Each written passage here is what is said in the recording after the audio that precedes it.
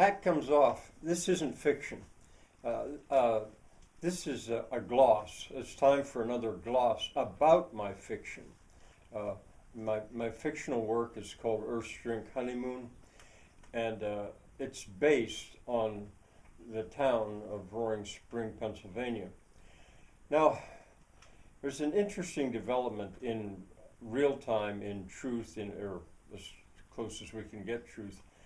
Roaring Spring has got an issue with its water right now that it's wrestling with, because a lot of people in the community, the borough itself, and the surrounding area are quite upset about the fact that a free source of raw spring water uh, available to the public has been closed off. As of yesterday, they took the pipe away, they closed it off. And it's been there for about 150 years, that available free water.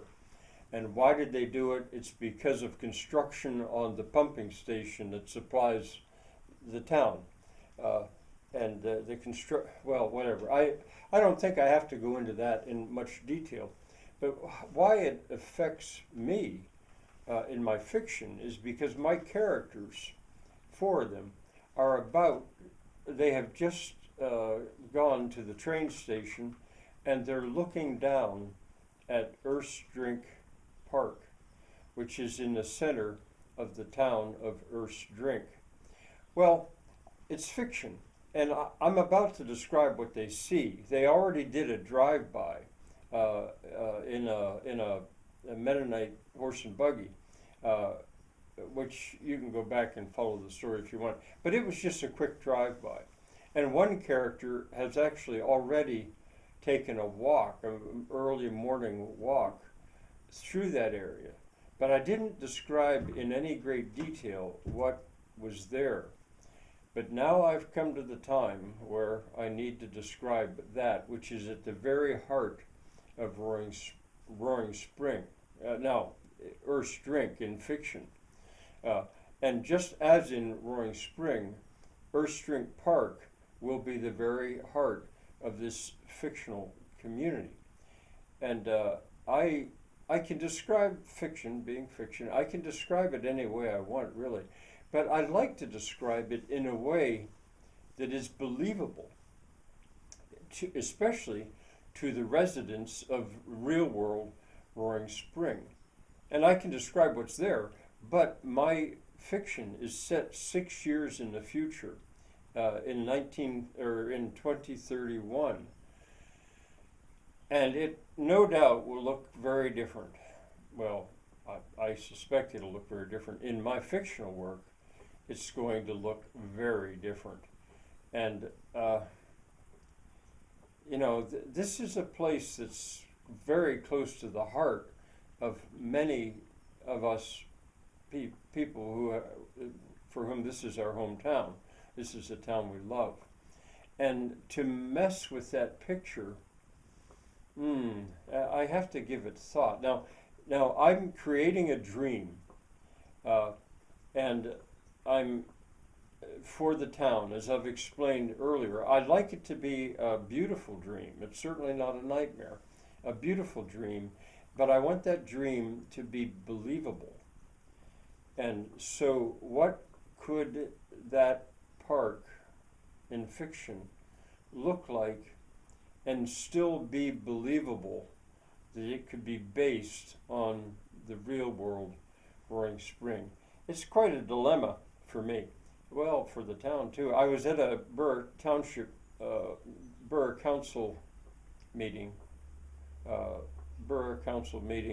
just yesterday, last evening, and construction is about to begin on July 22nd, and the borough manager explained why it had to be shut off. It has to do with the DEP, Department of Environmental Protection, and they basically declared, as I understand this, that it has to be shut off and it won't be put back on because that water is not treated.